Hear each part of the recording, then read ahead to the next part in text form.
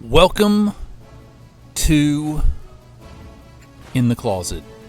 We are hanging on the outback wooden stilts, It's wooden stilts. holding up a platform. Okay, that's called a deck. The deck, yo. We're doing this outside. Yes, and it feels great. It's June and it's It feels good. It's perfect out right feels now. like fall actually to me, but that's just Oh, me. my watch is dead. Oh no, his watch is dead. Well, we got to end this. Those old school watches never died on you.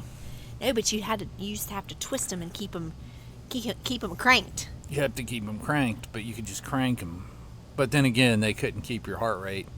And they couldn't keep track of everything you do and where you're at and what you're doing. And that you couldn't The text government from couldn't them. watch you Oh, on those. here we go. The government couldn't keep track of your every move. And Here we say, go. You're such a conspiracy theorist. Not really. The government's not watching you on your phone. Yes, they are. No, they're not. That's They why have they've way- implemented all this into our Jeff, lives. They have way All too this many tech. other things to worry about than watch what Jeff Runyon is doing at the moment. They don't care about you, babe. They don't care about me. We're not scary. We're not suspicious. No, we're not right now. But if I do something and I become on if I get on their radar, they're going to be like, bam, get all his records. And they're going to be able to pull up everything I've done ever. Just because I wear an Apple Watch I think and carry an iPhone. I think you're thinking way too into it. Way too into it. I'm just thinking logically about the whole No, thing. you're thinking way too into it. Very logical Sit back. perspective. Enjoy your iPhone. Enjoy your. Oh, I do. I'm not Your watch. stopping. Yeah, I'm not stopping. Don't Like worry right about now, it. though, for this period of time, with my phone, my watch dead, Yeah. they're out of luck. So like, I got to make sure my phone's dead. Oh, my I'm watch sure dead. they're scrambling right now. Like, oh my gosh, he's off the grid. Jeff Runyon's watch died. No, man, because I've got my computer on, and I've got my phone still working, and I need to shut this though so they can't see me. You like my nifty little thing up here? Oh my gosh, you Look, are it's not shut one now, of those. so they can't see me. You're not one of those. I have a little slide window for my laptop that's over top of the camera because they can access your Oh my computer. gosh, Jeff, We know this for a don't- fact because your friend, the FBI agent, told us they can at any time. They're big brother, big sister. They don't care about All they you. need is to be like, is Hefe got an electronic device around him? We want to peek in on him because he could have his shirt off and we could see his abs. Nobody cares about that. The government doesn't Sorry, care about his you. ab. The government doesn't care about you. That's Do you true. understand they That's have true. other people they're looking at? Sometimes I like to think that they oh do. my gosh, okay. Sometimes I you wanna know think they what? do- At they do this care moment, about me. I'm just going to say you do you. The problem is you're saying the G word so many times you're going to bring them on us. They're You're going to the start one that looking. brought it up, I never JMR. said the G word. Government? Yes. You said it a million times already. You are alerting them like crazy. You have said it way more in this 3.5 minutes of a podcast than I have. We'll go back and count it up. You've said it way more than I have. Look, this is not a time to fight. We need to go ahead and cover our tracks and start talking about something else before this gets out of hand. Okay. And it's such a beautiful evening that we should have a positive attitude on life. You're the one that brought all this up. I don't know what you're talking about right now. I'm going to push you off this platform with stilts if you don't stop it. There you go. The platform of stilts. Gosh. Our neighbors, if they're listening to us right now, they're going to be They like, what are. are they talking about? All you have to do, neighbor, is jump on your iPhone or your Android device. You can go to Spotify, you can go to Apple, you can go to Podbean, and you can download In the Closet, and you can hear these riveting podcasts. Right. Hey, look over there. I grew a flower and I didn't even try. That's Dixie. I know. So our dog passed away like over a year ago and they gave us seeds to plant in a planter. Well, I don't think I did a very good job because just now, over a year later, one teeny tiny little flower is coming up and the rest are weeds. It's fighting. I do not have It's fighting to a live. green thumb. I can kill a artificial plant. Watch me. Watch. This is true. She can. I can keep kids alive. I do pretty good with animals, but when it comes to plants and such, that's a no-go. Flowers, nah. Anyway, I'm pretty proud of that little lonely flower over there that I grew. So what's up? Good work. What are we doing? You know what? I'm drinking this White Claw. If y'all don't know about it, I'm going to do a little commercial, okay? So, it's a hard seltzer water, okay? So, it's spiked, sparkling water. You guys probably already know this. I just got turned on to it the other day. It's called White Claw, 5% alcohol, 100 calories, 2 grams of carbs, all natural flavors.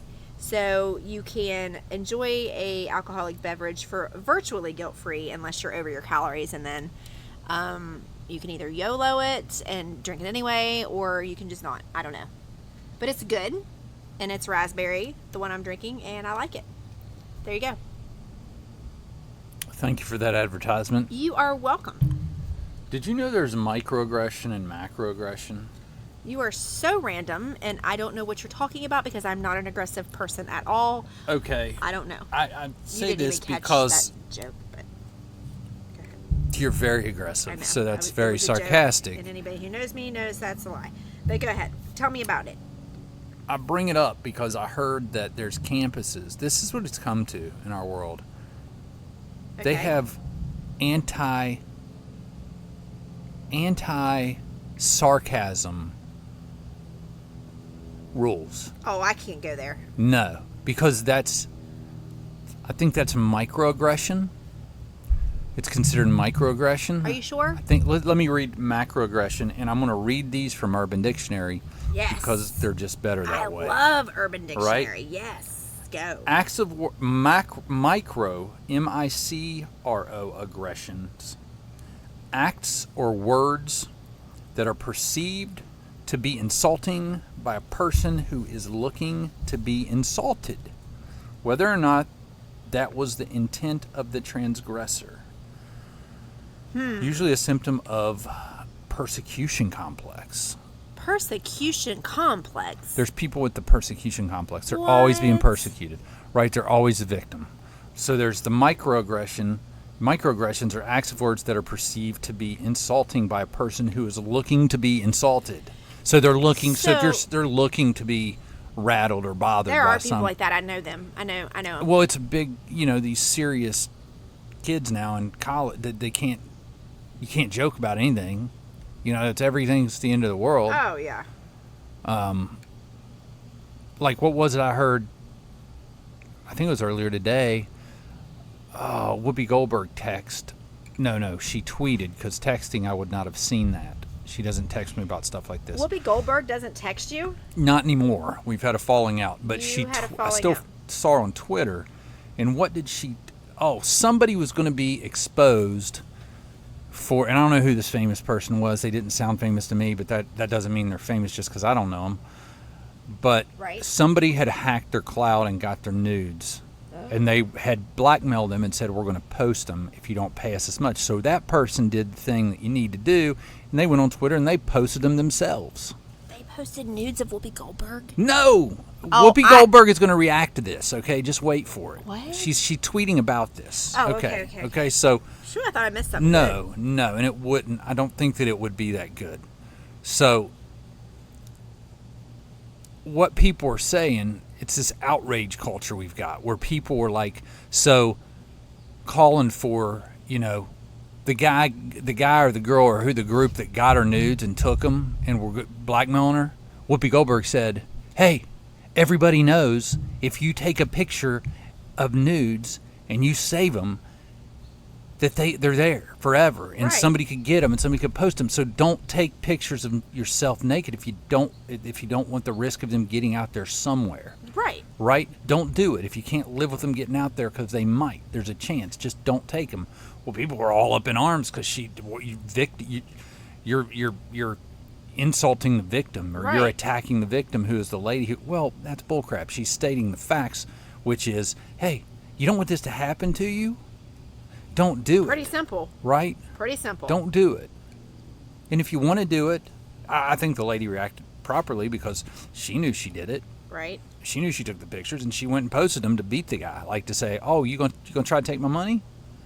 How about I just post them before you post them? I like that. And just bury you, where you have no leverage. I like that. You know what I'm saying? Yeah. But my thing is like nowadays it's like, even if you, nobody takes responsibility, right? Right. So I know all the naked pictures of me spread out there all over the world. People all over the place have them. They do. Everybody, but nobody's really blackmailed me yet. No. So I might blackmail you soon. Go for it. Can I get something out of it? But maybe. But if I do get blackmailed, right? If people are like, hey, either I'm going to pay them or I'm going to sit back and call their bluff if it's a bluff. But if they get out there and people come at me, I can't be like, oh, I got screwed. I can tell people, hey, they tried to blackmail me. I said, no way. Or they blackmailed me. I paid them anyway. They said, no way. I still got to take responsibility, right? Yeah. I took the pictures. It sucks what happened to me. It's pretty crappy. But at the end of the day, I mean, it sucks they stole them. But there's that risk, right? Well, that somebody yeah. could hack you and take them. Absolutely. So I shouldn't be crying like I'm a victim. No, definitely not. Definitely not. Definitely not. So that's micro. I want to see what macro. Let me read the examples down here. Person 1, hey, I'm hungry. Do you want to go to KFC for lunch? Person 2, what? You think I want to eat fried chicken just because I'm black? Oh. So macroaggression. That's microaggression. Yeah, I was going to say that was. And that's an example in here. That's not my example. Person 1, what? No, I just. Person 2, you can take your microaggression and shove it, you racist SOB. Wow. So, if somebody's sensitive, I guess, or looking to be offended. I think that's a lot of people. I think that's a lot of young people. I think that's a lot of teenagers. I don't think that's it a can lot last. of people. What do you mean? I think it's going to come. I think it's going to run its course, and then people are going to get sick of it, and people are going to start getting tough again, and people are going to be like, so. I don't care if you're upset. Get over it. I didn't mean it that way. You're taking it. Intent matters. I don't care what anybody says. Intent matters. I don't mean that it's right. You say something, your intent might be wrong. Either way you say it. What do you mean intent matters? Nowadays, somebody can say something, and it says it's something offensive. You know what I mean? But because they might not be a part of that group, like the LGBTQ community, like there could probably be things I could say in context to one of the communities.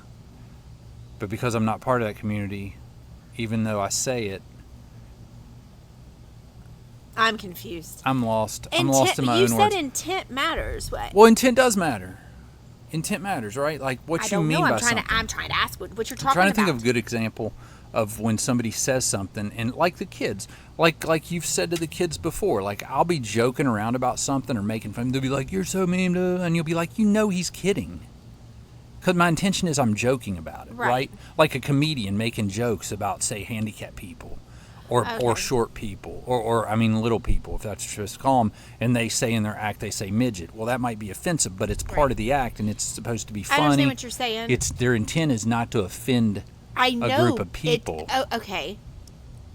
Intent to me matters, but then at the same time, a person's reaction to what you say because of your intent, you can't help. Okay, so if you say something to me and it hurts my feelings, but you weren't intending on hurting my feelings, it still freaking hurt my feelings, okay? Right. You know what I'm saying? Like if you said to me, okay, let's use a lot. Red lipstick for an example. You don't like red lipstick, okay? Yes, I know this, but if I come down and I feel like an outfit I don't warrants... like red lipstick on you. I'm just kidding. I'm just kidding. This is an example. So that was an intent. Okay, perfect. I'm glad you did that. That was an intent. Your intent there was to joke. But if it hurt my feelings, I don't care what your intent is. It hurt my feelings. So sometimes I feel like intention matters, but sometimes I feel like it really doesn't. Because if the other person reacts in a negative way because of how they feel and how that made them feel, regardless of intent, don't think it really matters that much. Yeah, but we get into this. If I know a person, like if I knew, like if I had an inkling that would hurt your feelings, I would not say it. I don't know. I think sometimes you do. I can joke about a lot of things. I think you've done it before, and so have I. We have all done it. Yeah, but okay. You know why? Because you know how to push my buttons. You know how to make me mad. Yeah, if I'm wanting to irritate you, then I will. And you have the underlying intent of making me mad. But when it does make me mad, you can say, "Oh, you know, I didn't mean to hurt your feelings like that." That's right. I didn't mean it that way. Okay, so that's what I'm saying. Like, intent doesn't matter all the time. You say it does. I say it's situational. I think it does sometimes too. I think I like your argument, but I guess I'm doing it on a bigger scale. Always. Like to a group of people. If you're talking to a group of people and you don't know the other person. It doesn't matter if... Yeah, but if I don't know you and I don't know what you like or dislike, you get mad about something I said. I mean, I can apologize that I hurt your feelings, but that doesn't mean that I think you genuinely didn't intend to make them feel that way. But if you did, you did. You can't take it back. I was just telling one of our girls that tonight. I mean, you can say things all you want out of anger or out of whatever, but you can apologize for that, and you can say, I really did not mean to hurt your feelings, but if you did, you did, and that's what sticks. So your intent really means nothing. It's what actually came out and how that person perceived it that really matters. Yeah, I guess you're right. You know what I mean? People have said things to me that's hurt my feelings, and I know for a fact they did not intend to hurt my feelings. I know they weren't maliciously trying to hurt my feelings, but nonetheless, they hurt your feelings. It hurt. Right. It's like I always say to you, if you accidentally swing around and punch me in the nose and my nose is bleeding, you can say, oh my gosh, I did not mean to do that. And I know you didn't mean to do it, but my nose is still freaking bleeding and it hurts like crazy, whether you meant to or not. Is it broken? Jeff, it's bleeding. Did you die? It's bleeding and it hurts. Okay, that's all I know. I would never hit you in the nose. I know you wouldn't on purpose and intent. That would not be your intention. But if you're flinging chicken around in the kitchen and I do. I fling chicken all the time. That's what I do. And I come around the corner and I smack you chicken in the face. You smack me in the face with your chicken and my nose bleeds. You didn't mean to slap me in the face with your chicken, but nonetheless my nose is bleeding. I did, yeah. And you got, not only do you have that, but you got the raw nasty juices of chicken on your face. Exactly. Now and I a have broken salmonella. nose. And you've got blood and salmonella running down your face, into your mouth, into your ears. I'm going to be vomiting, and you're going to be like, you know I did not mean to do it. And I'm going to be like, Jeff, I know you didn't mean to, but my nose is broken and I'm puking. So you know what I'm saying? So intent. Sort of, yeah. You can take intent and Yeah, it depends on the situation. I think it does. Want me to read macro? Yeah. We're not to macro yet? Macroaggressions. Obvious quit. You're in the camera, bro. The dog is He's talking smacked. to the dog right now. Okay. All right. Macroaggressions. Obvious, intentional, above-board insults where there is no chance of a mistake on the part of the transgressor, as is the case of microaggressions. Okay. To be provoking, insulting, or otherwise discourteous. So, give me an example. a man says to a woman he doesn't even know, "Damn, you're hot." Telling her friend about it, she says, "These guys and their macroaggressions, they must completely be out of ideas for hitting on women." I don't get it. Yeah, because that's a compliment, right? What? Damn, you're hot. Is that what you mean? I mean, if somebody said that to me, I'm sorry. I'm not sensitive. I would be like, thanks. Right. But it's aggressive. It's a blatant aggressive, and he means exactly what he says. Okay. I don't think he's meaning to. I don't know that that's the greatest example. I don't think that's the greatest example because, I mean, some women women are sensitive. Let me read the definition again. Yeah. Macroaggressions, obvious, intentional, above-board insults. That's not an insult saying damn you're Okay. hot. Then forget the example, but it is the example. Okay. I'm going to read the macroaggressions definition again. Could you get the whiteboard out, please? I think I need to see it for myself. This is obvious, intentional, above-board insults where there is no chance of a mistake on the part of the transgressor to be provoking, insulting, or otherwise discourteous. Okay, I get so it it doesn't now, even have to be an But insult. It just said insult. But it says provoking, insulting, or otherwise discourteous. So you could Okay. just be provoking Okay, someone in a okay. certain way. All Like, right. There's commas in there. See, I need to read it. Provoking, It's provoking, comma, insulting, comma. or otherwise discourteous. Okay. Next time you read something like that, comma means a slight pause. You know, I'm going to slight pause you with chicken in the face. And that'll be intentional, and it's going to hurt. No, but I'm just saying, I thought that was all together. So, yeah, I get what you're saying now. I get what you're saying. You know I can't read well. No, I'm not busting on your reading. I'm just saying a comma means a slight pause. You know what I'm saying? Yes. Just remember that next time. I will. Thank This you, is going to be a problem J-Mark. right here. Callie needs to go out. Yes. So one of the kids, somebody's going to have to take the stupid Okay. dog out. Okay. I got Anyway, you. no. Here we go. Every time we podcast outside with Jeff's yelling at the dog, she just wants to be in the podcast. Listen to her. I know. Poor thing. I'm going to text one of the children. This is where texting your kids from your own home comes in handy. I will get Nate right on it. But anyway, let's continue this. All right. So See, she just wants to talk. basically, when you're insulting, and it's very clear that you mean what you're saying. Right. There's no the intent is there with a macro. So Micro, do you think- say it, not think you're So- like, oh crap, I think I offended that person. You know what I mean? Yeah. So are you saying that, where are you going? I gotta let the dog in. I just told Nate to come take her out. Okay, he's leaving me by myself. Okay. So basically, what I think that means is that if you are in a situation and you're fighting with your spouse, generally, when you're fighting with your spouse, if you've been with them long enough, you know exactly what buttons to push to make them mad. I know exactly what to say, exactly what to do, exactly what not to say, exactly what not to do when JMR and I are in a fight to push his buttons. I think that's an example of macroaggression. I know exactly how to make him mad. I can make him mad right now, and that's macroaggression because I'm intentionally knowing that I'm getting ready to insult Offend you somebody. or offend you. Right, yeah. Right? Yes. Okay. We're not going to give examples of that right now because we don't want to get mad at each other. Oh, no. I'm just saying it's intentional. Like, I know we're fighting. I know this is going to get him. I'm going to go here. Oh, yeah. Okay. Those are great. Okay. I know all about that. All right. You do it too. Don't even say you don't. That's what I meant. Yeah. I'm a you pro. know. You I'm know a exactly. pro. I can get you. Oh, you could get me. It's not even words. I can just get you with the way I act. Oh, my yeah. emotions, Yeah, my look. smirk Yep. can wear you down.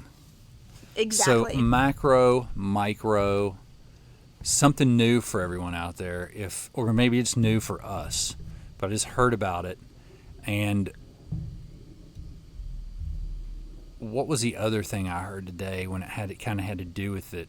Because I think a big problem is everybody has to join a group of people, whether it be political, religious, or whatever. You know what I mean? Right. So now we got these teams, and you side with that team, and you've got to be all about that team and what they believe, and you don't even consider anybody else's thoughts. Uh-huh. You know, you don't consider anybody that's different, which we've talked about that before, that really you're getting dumber if you don't have people in your life that believe. If you don't have friends that totally disagree with you on things, they might disagree with you on. They might be atheist if you're a believer.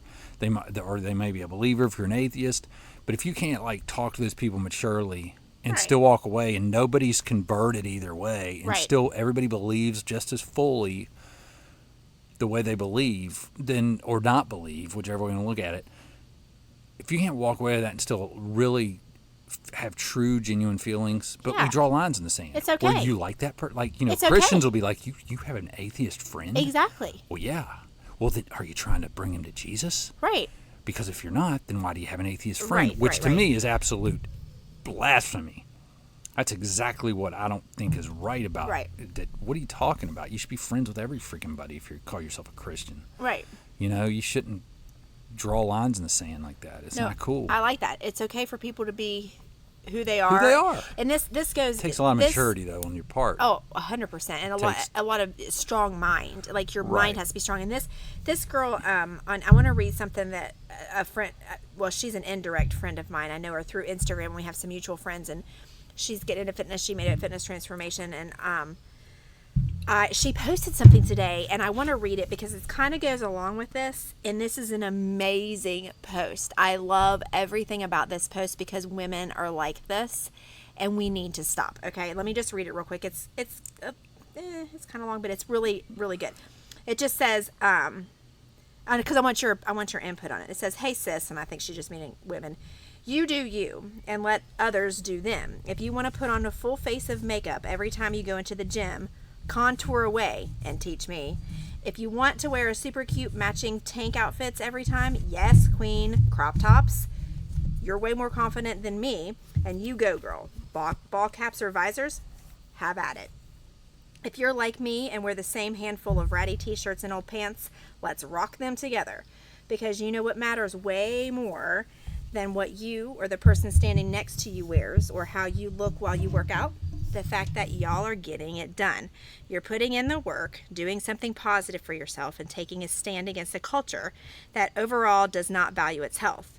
The girl next to you who seems like she's fixed herself up for the gym, maybe she just came from work or somewhere else. Or maybe, just maybe, that's the only way she can be secure enough in herself to even step through the door. The point is, who cares? What someone else does is not affecting you or your workout. So do something to feel cute, if that's possible. Take a selfie, check in on Facebook. Break out a little dance when you hit a PR. Do whatever it takes to make you feel good and proud because you deserve it. I don't know about y'all, but I want to be part of a generation that, one, the women build each other up instead of tearing each other down, and two, makes a gym and or healthy lifestyle accessible and welcoming, not intimidating. I love that because so many times you're in the gym and you're like, and I even had somebody post this one time and it really ticked me off. Like, if you have on a full face of makeup and you come into the gym and you still have on that full face of makeup when you leave, you're not really working out. There's no reason for you to have to put on a full face of makeup to go to the gym. Well, guess what? Just like she said, maybe you're coming from work.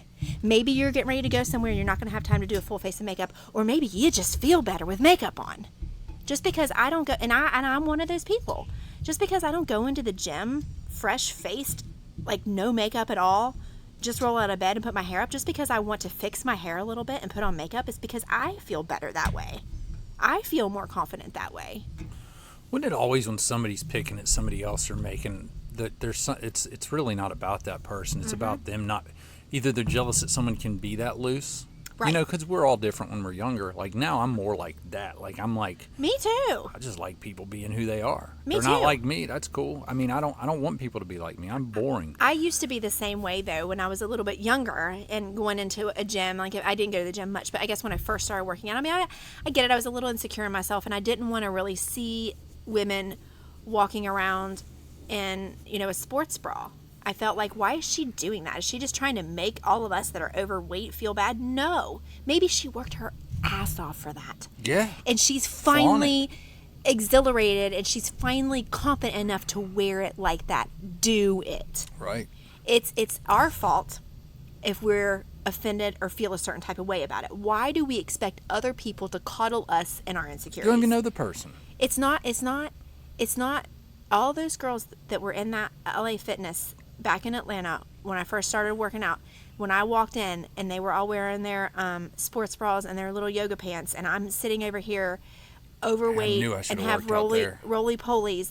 It's my fault that I went to the car and had to cry over my insecurities. It's not their fault. Okay? It's not their fault. If you feel a certain type of way about yourself and you don't want to look at somebody wearing, that's on you. Do something. Do something about it. And it sucks. Do something about it. And the way you feel is real. And then but it's not. Don't be angry at other people for where they're at. Exactly. So when you get to that spot, because you can do it, when you get to that spot, you're going to want to rock it too, and you should. And I do sometimes. I don't work out in a sports bra, but I'll tie my shirt up sometimes because I'm hot. You are like hot. Not hot in that way. Hot. I mean, I meant temperature, like stuffy, like I'm sweaty hot, not like that. Oh my gosh. Yeah, but you know what though too, like what you're saying about they work to get to that spot. I think there's two ways to look at that. I think there's people that will work to get to that spot and be in great shape and never do that because they're judgmental. Then they're maybe they're more not modest, but maybe it's more of a like conservative thing. Like, why would somebody be like that? Are they just flaunting it for boys? Mm-hmm. Are they just Are No. they slutty? Are they, whatever? I mean, I think there's a lot of reasons people try to make themselves feel better Well, and I think that's by tearing somebody else down. True. Right? But I do think some women do it because they're thirsty. I think that they, Well, sure, fine. I'm That's sure they are. them, though, that let them do it. But yeah. What is it hurting me? It's not hurting me at all, but you're right. Like, tearing people down to make yourself feel better that's on you. Right. It's not good. Yeah. And you want to live in, like, an exciting, positive world. And that's like, I heard somebody say that. I was listening to a book or a podcast or something. I don't know even who said it. It might have been, was it Charlemagne the God? Charlemagne the God? I don't know. He's a radio host. I don't like. He's not one of my favorite people, but you know him? Yeah. Charleston's so. Anyway, he's on a syndicated show, and they used to play that morning show on 98.7 before they did before DJ Ackright came on the scene and took that over. They played a syndicated show. I forget what it was called, but Charlemagne the God was on there. And I'm not a big fan of him. But anyway, go ahead. I've never listened to his show, but he was good on the podcast. And the guy that was with, so it was him or it was Andrew Schultz that said, which it makes sense and it's true, karma isn't something that you're like, you do this and you're good and expect something good to happen to you. Karma is what you are. Karma is how you live. Like, if you're positive and you're energetic and you live your life good things continue to happen. It's not that you do good deeds and say, ooh, I did something good, so something good's going to come back to me. So what does it mean when... instead of being negative 90% of the time and then doing a few good things and thinking your karma is like your life and how you live it. It's like your being almost. Like, if you're a good, wholesome, not wholesome is a bad word, but a good person that's like got a good heart, positive, trying to do good things in this world, like to help people and to better the people around you, and to put off good vibes if there are vibes, then I think there are 100% vibes. Oh, I guarantee you there's vibes. I know there's vibes. Then it's going to be there. Live positive, and you're going to experience positive, right? So what's it mean, like, if somebody does something really crappy to you, and you're like, I'm just going to let karma take care of them? That's us saying, I'm helpless to this. I can't do anything to get back at this person. So I hope there's something karma. They're going to be miserable. If you do miserable things to people, then that's your karma. You're right. living in your karma. That's a good they way don't go home and go, oh, I loved screwing over that person. Yeah. They might brag about it. They might try to tell themselves they're awesome or they're badass or they're crazy or whatever they think. Yeah. But at the end of the day, when they wake up at 2 a.m.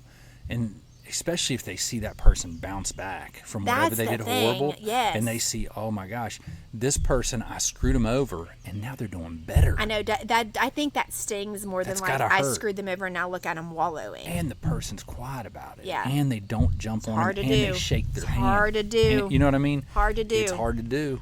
Hard to do. Hard to turn the other cheek and forgive somebody who's really been crappy to you. Well, even forgiveness, forget that. I mean, forgiveness is... Or going on with your life or whatever it is. Yeah, you know I mean, what I mean, going on for your life. That's the thing is, like, I think forgiveness is just another form of us having closure. Being able to say, I'm closing that chapter. Well, yeah, I mean, it's letting the other... forgiveness? Yeah. Well, forgiveness is letting the other person know, yes, you wronged me, and we acknowledge that, you wronged me, but I forgive you. Like, and if you've done wrong, I mean, trust me, I've been on the end of needing to be forgiven, and when people that person forgave me, it does give you a sense of, like, yes, you still maybe have guilt for what happened, but just that having that forgiveness gives you a little bit of peace. Oh, I agree. And so forgiveness is huge. I'm saying, okay, yeah, I'm not clarifying. That's if you ask for forgiveness. I'm talking about the horrible person who has the bad karma that doesn't ask for forgiveness. Oh, yeah. I'm saying I got to close this up. I'm going to forgive them. That's what you're saying. I'm going to forgive them regardless of them wanting to ask for forgiveness or whether they did or not, so I can get on with my life. I think it's a form of closure. Forgiveness is, I don't know, maybe you are forgiving them, but I don't know how you really give somebody forgiveness if they could care less whether you forgive them or not. Right. And they do it to you again. Yes. You know what I mean? I think you just protect yourself and stay the heck away from them.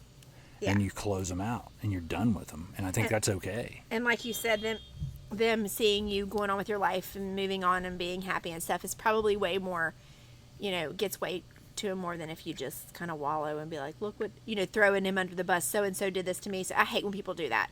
Like, somebody hurt you and then you're going to go tell everybody what they did. I think that's, I mean, obviously you maybe have like a spouse or a best friend or a boyfriend or girlfriend or whatever that you might share it with, like so-and-so hurt me, but to go and talk about other people and to spread it around, I mean, that's not good character either. I think that's a good example of the karma thing I'm talking about. It's like if you live a certain way, if you live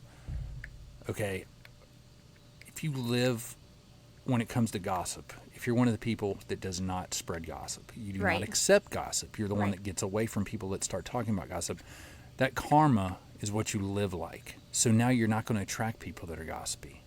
Right? The people you attract and that you're around. So now you're living the life around the people that are similar to you, in the environments that are similar to what you've tailored your personality to and your spirit, basically, like what you want to be to this world and to the people around you. Is I'm not going to talk crap. I'm not going to be a gossip person. I'm not going to spread things. Right. I think so it's kind of what you're living. That's what you exude. I think the only person, I don't even think it's gossip, but like, I mean, you have to have one person in your life that you tell everything to. Obviously, you're the person that I tell everything to. So I may tell you, guess what so-and-so did to me today? Or guess what so-and-so said? But that's to you. It's between me and you. I don't really that's tell different. It's not really gossip. I don't really tell anybody else that. Because to me, if I go tell my girlfriends, so-and-so did this and I feel like that's gossiping. Yeah. And I feel like that if they come to me talking about other people, then they're probably talking about me to other people. That's what I try to teach my kids. If you have a friend in your life that all they do is come to you, and unless you're just their very best friend and you all tell everybody everything, if it's just like a mutual acquaintance or an acquaintance or a friend that's not your best friend and they're talking crap about other people, guarantee you hands down they're talking crap about you. Or they're going to the next person. Oh, they probably already are. Probably. And that's, again, while I circle around and say that I don't have a lot of very close girlfriends that I tell things to because I'm just guarded by that. I don't like it because I have a lot of those girls that come to me talking about other people and other relationships and other families and other people's kids. And I'm like, you know what? I'm done with this. I can't do this. And I tend to like walk away from it. Yeah. But anyway. I just talked to you and Missy about stuff. That's there's Missy, who we still really aren't sure who Missy is. But, we aren't. That makes two of us. We aren't sure of who Missy is. You have not spoke of Missy again since the other night, and I'm still waiting. It's becoming a good joke. I like it. It's nice. Mm-hmm. I sure hope that she looks good. I do, too. I really do. I do. I'm hoping so. That would be sad. That'd be sad. You're going to be like running across like paperwork or scrolling through your social media and then Missy's going to pop up and you're going to wonder if that's the Missy. And then you're going to either be Missy? Like, yes, is that the Missy? Or, oh, God, I hope that's not the Missy. Yeah, exactly. I'm going to be like, no, dog. Oh, gosh. If you don't know what we're talking about, you need to go back and listen to I forget what I don't remember what number it was, but it was with Nicole and Charles. Oh, yeah. Our guests, Nicole and Charles. Robinson. That's where we... Yeah, it's like episode 137, that's maybe. Where we uncovered... 138, 136, 7 or 8. Jeff's, 136, 137, 138, somewhere in there. Oh, my gosh. Probably 138. Of who Missy is and why she's part of our lives now. A mystery. Mystery Missy. I'm gonna get a blow-up doll and name her Missy. Would you? Yeah. Cool. I'm excited about that. I think it'd be great. Yeah, it's episode 138, by the way, if you even care. But anyway. That's it. I think we're done for tonight. We are done for tonight. Thank you for joining us in the closet. We'll see you next time.